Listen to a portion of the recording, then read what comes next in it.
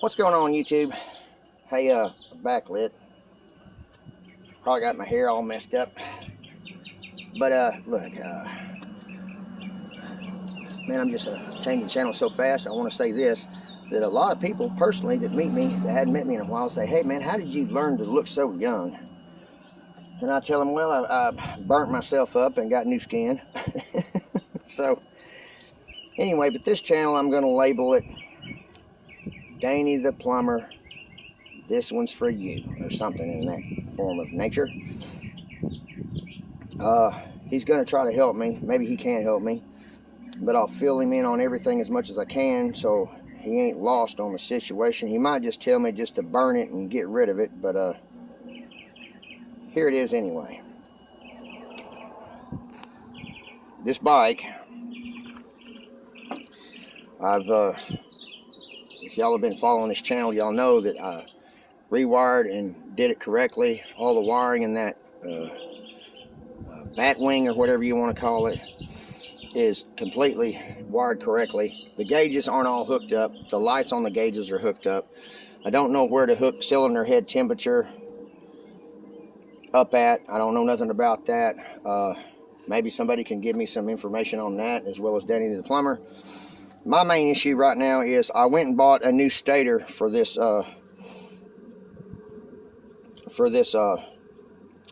bike, and it's behind the crankcase. But here's my major problem. I've already put two factory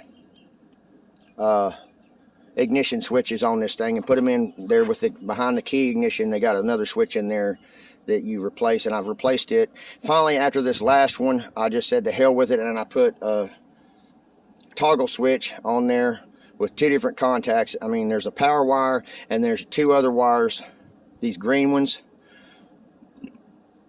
and I followed wires down. I'm pretty good about chasing my wires, and so I know they're hooked up correctly. But the ignition switch, it makes a contact point between these two green ones and then another red wire in there. And I've unplugged everything on here. I've unplugged the tail lights. I've unplugged the headlights, the high beams on it, everything. But it actually melted another toggle switch, and it's a double throw toggle switch to where you can break 2 points of circuits. So in other words, you ain't twisting two wires together and then igniting one wire and leaving those two wires twisted together. You're energizing you're energizing two separate hot wires on this bike, and then when you disconnect the circuit, it leaves those two circuits separate from each other. And so that's what I wanted to explain to Danny the Plumber. Here recently, my hot wire, which is this one right here, sometimes it works and sometimes it doesn't, and I don't understand why. I've unplugged a lot of lights and everything trying to narrow it down to what's going on, and I can't find out why.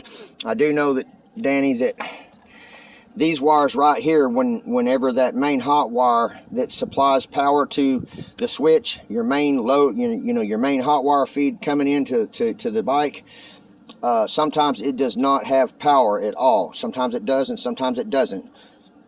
So, rather than to keep fighting this, but when it doesn't work, none of these wires right here, I can put a test light on it and a voltage meter on it, and it gets nothing. Whenever that red wire does work and it has power, I haven't caught it yet and tried to find out which ones are hot and which ones are not. But I believe this is a starter relay, Danny, and I want to know if and I do know that whenever that hot wire is not working, I don't hear no clicking noises. And I think the clicking noises is in this starting relay. I want to know if that starting relay is bad or what the deal is, because I can take another battery whenever this hot wire quits working that supplies the hot side of the switch. When this one quits working, nothing works, nothing comes on. So I'll take another wire and run it from the battery and then supply my switch wires with power, and everything will come on and everything will start working. My thing is this: I'm wondering if I replace the stator on here, if it's going to burn it up if I don't find the problem that I'm having here. These fuses, I've replaced them. This main fuse, there is a fuse underneath there. Sometimes it'll blow that fuse as well.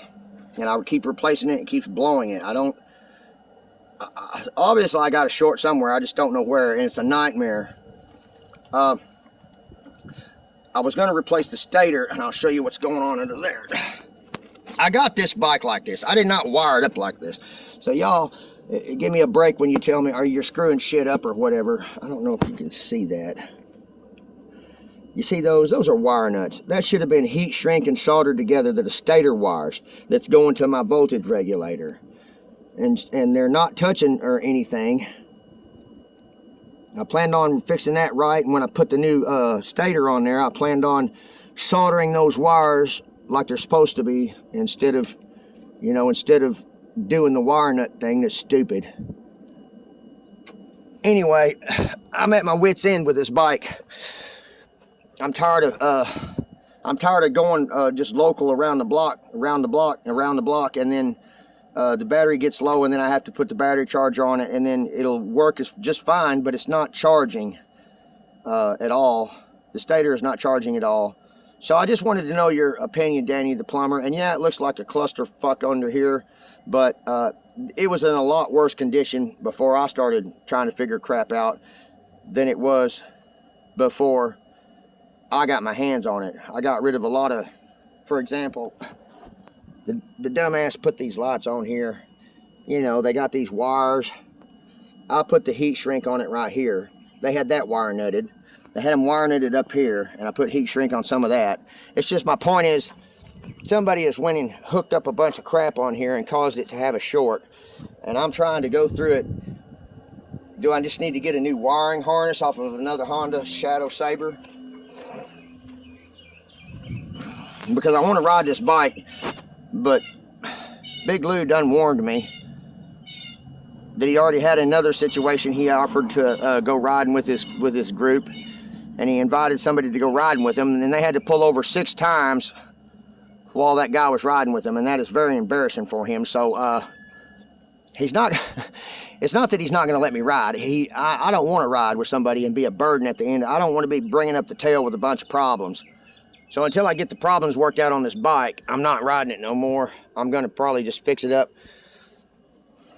wire these wires as best I can, go plug in everything else. I've unplugged a lot of things. I've unplugged the blinkers. I've unplugged a lot of things under here that I know what they go to, because I'm not stupid. I know what they go to because I put a test light on there, and I work the turn signal, so I know the turn signals are working. It's the turn signal relay works on it, and stuff, and it blinks like it's supposed to. I think it's either the high or the low beam don't work on this. I haven't gotten behind that headlight yet, because I know that's a lot of wires in there.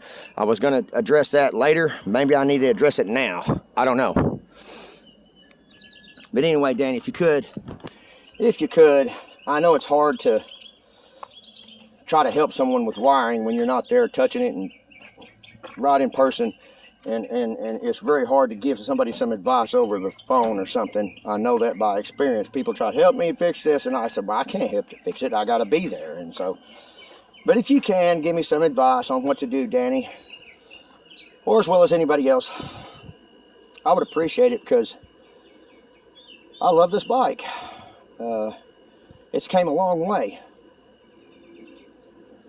But I'm not going to keep throwing money down a rabbit hole and not be worth, it's not going to be worth me pouring my money into. It's better I just get it looking good and sell it to the next person, tell them I haven't replaced the stator yet, and hand it to them and hope for the best. Probably break even on it. In fact, I might not break even on it. I don't care. My son, he said, well, let's just let me learn how to, because I've already went through the brakes and everything else, put new brakes on it, got a new back tire, I'm going to do all that. So he said, just let me run around the blocks here, even though the battery's going low and stuff. Let him learn on the bike how to ride the bike, how to get the feel for a bike. Go local up here. Go a local run on the freeway, just a couple exits up and a couple exits back. So he gets the feel of it, and then he says, we'll sell it, and then he'll go with his good credit he's building on and go get him a possibly a Harley Sportster as a starter bike. He's stinking smart. He really is. I'm proud of him, man. He looks far ahead, 10 steps ahead before he crosses that before he executes a decision to do anything, he thinks way ahead of what troubles might occur in the future.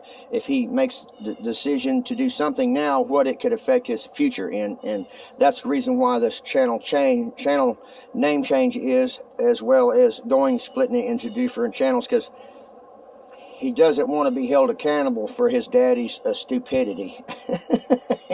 He hasn't told me that, but I know that's what he's thinking. Because I cross the line a lot of times on this channel, and I've even lost a lot of subscribers, and y'all can agree on that one. So I appreciate the ones that has held patience with me and stuck with me through thick and thin, no matter what. Y'all have been here, said I ain't going nowhere, a lot of you, and I appreciate that. It really means a lot to me. I'll tell you, I'll give you a little sneak preview on something I'm fixing to go over this weekend to a guy that built his own snow cone stand. This man is,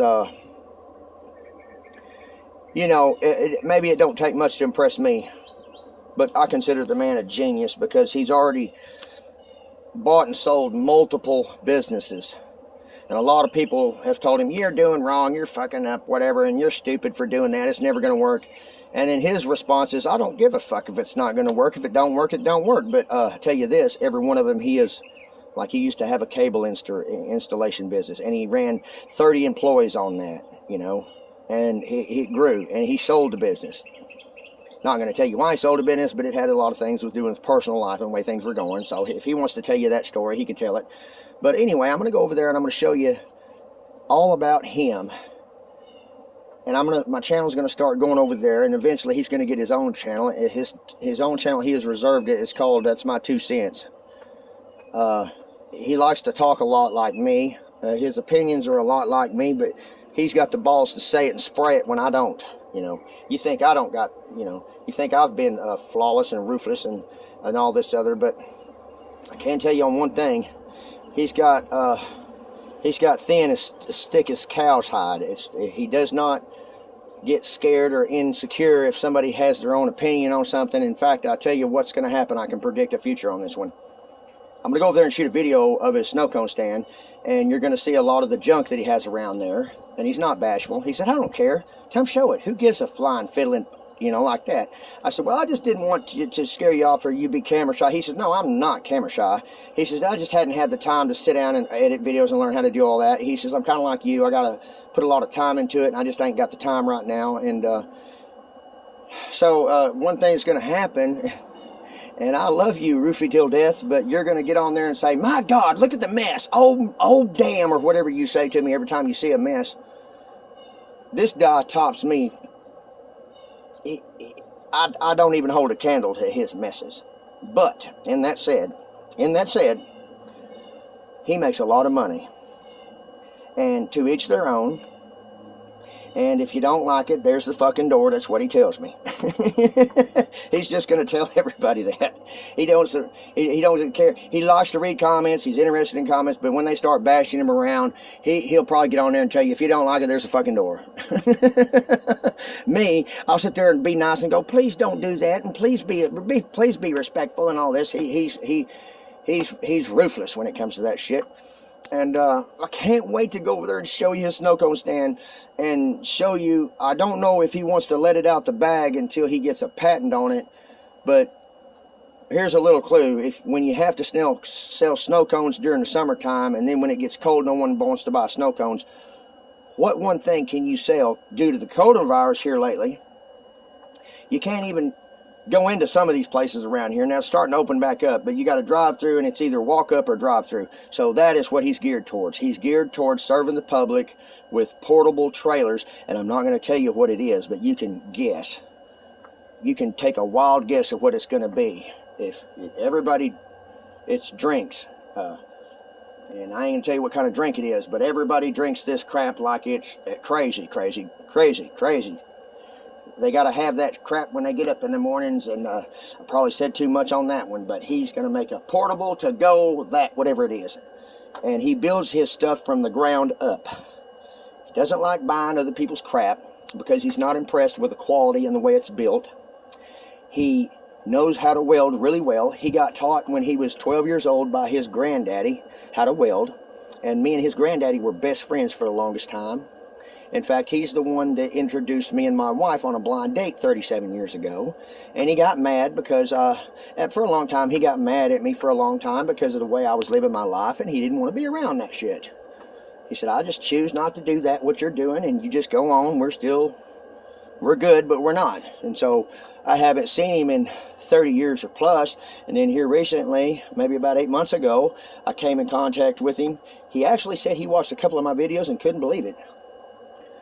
So now I'm living life right, and we created a lot of good things back in the day. I think we created a van that had a water bed in it. I've told you about it. And boy, I tell you, man, that was we called it the wagon. Because it got a lot of attention on the lakes. A van with a water bed in it. And he was 18 and I was like 20. And we got a lot of attention with that van. It was a 67 Ford van. I think it was either a 1 ton or a 3/4 ton, so it had the suspension to support the water. And I can remember the day when we got that water bed in the back of that van and hugged the first corner. I look back and he's on the wall on top of the water bed, and the van is leaning to the hard right, almost turned it over. Stop! You're gonna fall! Boy, him and his buddy were in the back of that van, and I'll tell you what, man, it scared the shit out of me. I pulled it over. He says, we didn't think about how water moves around, so we went, parked the van, put the waterbed mattress in there. I think it might have damaged it, so we went and got another one and put in there. And we put ratchet straps X pattern across the waterbed frame, so that way when you was mobile, you could go and travel the way you wanted. Another thing was when we went to go stop the van without that mattress, without the straps in there, him and his ass was right in my face. The waterbed was all up in the front of the. I mean, that waterbed come over the top of my shoulders. Blam! His ass hit my face. His ass was right here. He don't remember it, I do. But his ass was right here, and the waterbed's all up in the dash and all that other shit. And so we learned a valuable lesson right quick that if you're gonna be putting a waterbed in the back of a van, you need to secure the load before you go cruising with it, because it's not gonna stay there. Anyway, I'll see y'all later till next time, and keeping it straight and keeping it real. Lemster out.